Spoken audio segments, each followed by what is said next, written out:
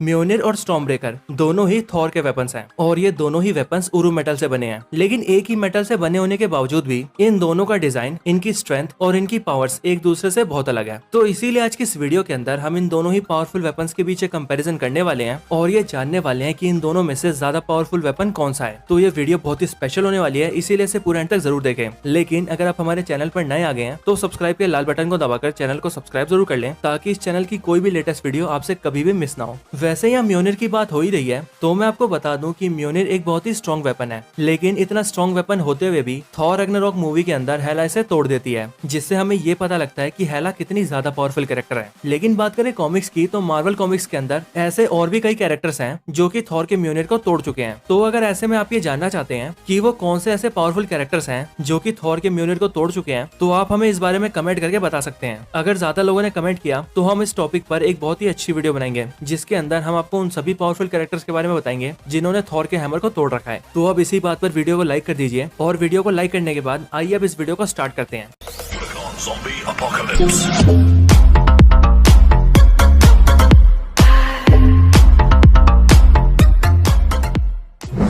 म्योनिर और storm breaker दोनों ही weapons Marvel cinematic universe के साथ साथ मार्वल कॉमिक्स का भी एक अहम हिस्सा है। इसीलिए इन दोनों वेपन्स का कंपैरिजन हम एमसीयू और कॉमिक्स दोनों लेवल्स पर करेंगे। तो स्टार्ट करते हैं एमसीयू से। सबसे पहले बात करें म्योनिर की तो म्योनिर एक स्ट्रॉन्ग और पावरफुल हैमर है जिसे हजारों साल पहले नेडाविलर के बोनो ने क्रिएट किया था। एमसीयू के अंदर म्योनिर थॉर का वेपन है, लेकिन थॉर से पहले म्योनिर हेला का वेपन था, यानी कि हेला म्योनिर की फर्स्ट यूजर है जिसने म्योनिर का यूज करके हजारों लड़ाइयां जीती है। हेला म्योनिर से लाइटनिंग तो कंट्रोल नहीं कर सकती थी, लेकिन उसने इस वॉर हैमर का यूज करके बहुत से बींग्स को मार रखा है। लेकिन इसके बाद जब ओडिन हेला को हेल के अंदर कैद कर देते हैं तब हेला के बाद म्योनिर थॉर को मिलता है और तब से लेकर थॉर रैग्नारोक में म्योनिर के टूटने तक वो थॉर का प्राइमरी वेपन रहता है। थॉर म्योनिर को बहुत अच्छे से यूज कर सकता है और म्योनिर का यूज करके थॉर अपनी लाइटनिंग पावर्स को चैनल कर सकता है और इलेक्ट्रिसिटी को कंट्रोल कर सकता है। थॉर ने म्योनिर को बहुत से बैटल्स में यूज किया है और इससे अपने बहुत से विलन्स का खात्मा भी किया है। म्योनिर अपने एक ही अटैक से फ्रॉस्ट जायंट जैसे पावरफुल बींग्स को भी खत्म कर सकता है और थॉर ने म्योनिर को यूज करके बहुत से फ्रॉस्ट जायंट्स को खत्म भी किया है।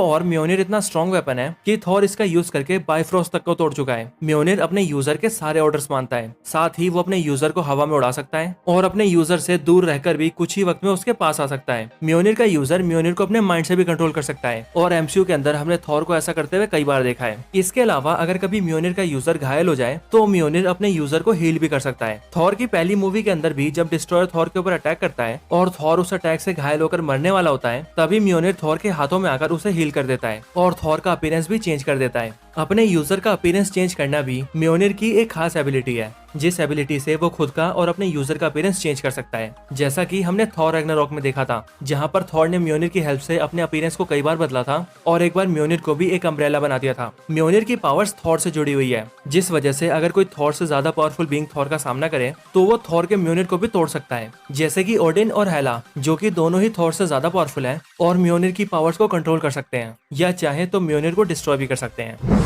तो ये सारी तो म्योनिर की पावर्स थी। अब म्योनिर के बाद बात करें स्टॉर्म ब्रेकर की तो स्टॉर्म ब्रेकर को भी नेडाविलर के एक बोने ने क्रिएट किया है जिसका नाम था ईट्री। एमसीयू के अकॉर्डिंग स्टॉर्म ब्रेकर एसगार्ड के राजा का वेपन है और स्टॉर्म ब्रेकर को एसगार्ड का अब तक का सबसे पावरफुल वेपन बताया गया है और थॉर ने खुद भी स्टॉर्म ब्रेकर को थैनोस किलर वेपन बताया है। बात करें स्टॉर्म ब्रेकर की पावर्स की तो स्टॉर्म ब्रेकर थॉर की पावर्स को फोकस और एनहेंस कर सकता है। स्टॉर्म ब्रेकर भी म्योनिर की तरह थॉर को फ्लाई करवा सकता है, लाइटनिंग को कंट्रोल और चैनल कर सकता है, एनर्जी ब्लास्ट कर सकता है और लाइटनिंग अटैक भी कर सकता है। स्टॉर्म ब्रेकर इतना स्ट्रॉन्ग वेपन है कि थॉर ने इसका यूज करके थैनोस का भी सामना किया है और 6 इन्फिनिटी स्टोन्स की कंबाइन एनर्जी को भी ओवरपावर किया है। इसके अलावा स्टॉर्म ब्रेकर को थॉर कहीं से भी यूज कर सकता है, उसे कितना भी दूर रहकर अपने पास बुला सकता है और तो और अगर थॉर घायल हो जाए तो स्टॉर्म ब्रेकर थॉर को हील भी कर सकता है। और इन्फिनिटी वॉर मूवी के अंदर भी हमने देखा था कि न्यूट्रॉन स्टार के फुल फोर्स को झेलने की वजह से जब थॉर घायल हो गया था और इवेंचुअली मरने वाला था तब स्टॉर्म ब्रेकर ने थॉर के हाथों में आकर उसे पूरी तरह से हील कर दिया था। इनके अलावा स्टॉर्म ब्रेकर की सबसे मेजर एबिलिटी ये है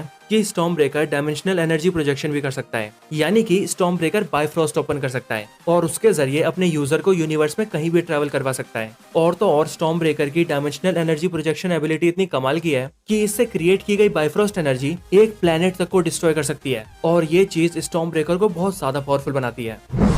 तो अब म्योनिर और स्टॉर्म ब्रेकर के बारे में पूरी तरह से जानने के बाद आइए अब इन दोनों वेपन्स का कंपैरिजन करते हैं। तो म्योनिर और स्टॉर्म ब्रेकर दोनों ही बहुत पावरफुल वेपन्स हैं और ये दोनों ही थॉर की लाइटनिंग पावर्स को कंट्रोल और चैनल करने में थॉर की हेल्प करते हैं और थॉर इन दोनों ही वेपन्स का यूज करके लाइटनिंग अटैक्स और एनर्जी ब्लास्ट कर सकता है। लेकिन म्योनिर और स्टॉर्म ब्रेकर में से स्टॉर्म ब्रेकर थॉर की पावर ज्यादा एम्पलीफाई करता है और हमने इन्फिनिटी वॉर के अंदर भी देखा था कि एक बार स्टॉर्म ब्रेकर को हासिल करने के बाद थॉर बहुत बड़े बड़े लाइटनिंग अटैक्स कर पा रहा था और अपने सिर्फ सिंगल अटैक से ही थैनोस की आर्मी के एयरशिप्स को भी डिस्ट्रॉय कर पा रहा था। लेकिन म्योनिर और स्टॉर्म ब्रेकर में एक बड़ा डिफरेंस ये भी है कि जहां स्टॉर्म ब्रेकर को कोई भी पावरफुल कैरेक्टर लिफ्ट कर सकता है, वहीं म्योनिर के ऊपर ओडिन ने वर्दीनेस का एक ऐसा एन्चेंटमेंट लगाया है जिसकी वजह से इस वेपन को सिर्फ वही कैरेक्टर उठा सकता है जो कि इसे उठाने के लिए वर्दी हो और ये चीज म्योनिर को एक अपर हैंड दिलवाती है। लेकिन स्टॉर्म ब्रेकर म्योनिर के कंपैरिजन में लार्ज है, हैवी है और म्योनिर से ज्यादा डेंजरस वेपन है और म्योनिर के मुकाबले स्टॉर्म ब्रेकर किसी को भी ज्यादा डैमेज कर सकता है। इसीलिए इस बात में कोई शक नहीं है कि एमसीयू के अंदर स्टॉर्म ब्रेकर म्योनिर से ज्यादा पावरफुल वेपन है। पर ये सब तो एमसीयू की बात थी, क्योंकि अब बात करें कॉमिक्स की तो मार्वल कॉमिक्स के अंदर इन दोनों वेपन्स की वैल्यू एमसीयू से डिफरेंट है। मार्वल कॉमिक्स में स्टॉर्म ब्रेकर बीटा रे बिल का वेपन है जो कि उसे तब मिलता है जब वो थॉर को फाइट में हरा देता है और हराने के बाद भी वो थॉर को जिंदा छोड़ देता है, जिसके बाद ओडिन बीटा रे बिल से बहुत खुश हो जाते हैं और नेडरविलर के बोनों से कहकर बीटा रे बिल के लिए स्टॉर्म ब्रेकर बनवाते हैं। इसके अलावा मार्वल कॉमिक्स में म्योनिर की बैक स्टोरी भी एमसीयू की तरह सिंपल नहीं है, बल्कि कॉमिक्स के अंदर म्योनिर का क्रिएशन तब होता है जब ओडिन गॉड टेम्पेस्ट का सामना करते हैं, क्योंकि गॉड टेम्पेस्ट नाम की एक पावरफुल कॉस्मिक स्टॉर्म यूनिवर्स में हर तरफ तबाही मचाने लगती है। जिसके बाद तबाही मचाते हुए जब वो एसगार्ड की तरफ पहुंचती है तब उसका सामना एसगार्ड के ऑल फादर ओडिन से होता है, जिसके बाद काफी वक्त तक फाइट करने के बाद ओडिन उस गॉड टेम्पेस्ट को उरू मेटल के एक छोटे से टुकड़े में कैद कर देते हैं और उस उरू मेटल के टुकड़े को नेडरविलर के बोनों को देते हैं, जिसके बाद वो बोने उस उरू मेटल के टुकड़े से एक वॉर हैमर तैयार करते हैं और फिर उसे एसगार्ड की रॉयल फैमिली को सौंप देते हैं और उस वॉर हैमर को नाम दिया जाता है म्योनिर। इसके बाद बात करें इन दोनों की कॉमिक्स में दिखाई गई पावर्स की, तो म्योनिर की जो पावर्स हमें एमसीयू में दिखाई गई है वो सारी पावर्स म्योनिर के पास कॉमिक्स में भी है और इसके अलावा कॉमिक्स का म्योनिर टाइम मैनिपुलेशन भी कर सकता है और अपने यूजर को टाइम ट्रेवल भी करवा सकता है। इसके साथ ही जैसे स्टॉर्म ब्रेकर एमसीयू में बाइफ्रोस्ट को समन कर सकता है, वैसी कोई भी एबिलिटी कॉमिक्स के स्टॉर्म ब्रेकर के पास नहीं है। साथ ही साथ कॉमिक्स के अंदर थॉर एक बार गलती से किसी की जान ले लेता है, लेकिन फिर आगे चलकर वो अपने म्योनिर की पावर्स को चैनलाइज करके उस बीइंग को फिर से जिंदा कर देता है। लेकिन वहीं स्टॉर्म ब्रेकर ने आज तक किसी भी मरे हुए को जिंदा नहीं किया है। म्योनिर मार्वल कॉमिक्स के अंदर थॉर का मेन स्ट्रीम वेपन रहा है, इसीलिए कॉमिक्स का म्योनिर कॉमिक्स के स्टॉर्म ब्रेकर से ज्यादा पावरफुल है। तो अब हम वीडियो के कंक्लूजन की बात करें तो हमें ये पता लगता है कि एमसीयू के अंदर म्योनिर और स्टॉर्म ब्रेकर में से स्टॉर्म ब्रेकर ज्यादा पावरफुल है और सिर्फ पावरफुल ही नहीं बल्कि एमसीयू के अंदर स्टॉर्म ब्रेकर को एक बहुत ही ज्यादा ओवर पावर वेपन पोर्ट्रे किया गया है। लेकिन वही बात मार्वल कॉमिक्स की जाए तो मार्वल कॉमिक्स के अंदर म्योनिर और स्टॉर्म ब्रेकर में से म्योनिर ज्यादा पावरफुल वेपन है जो कि स्टॉर्म ब्रेकर की पावर्स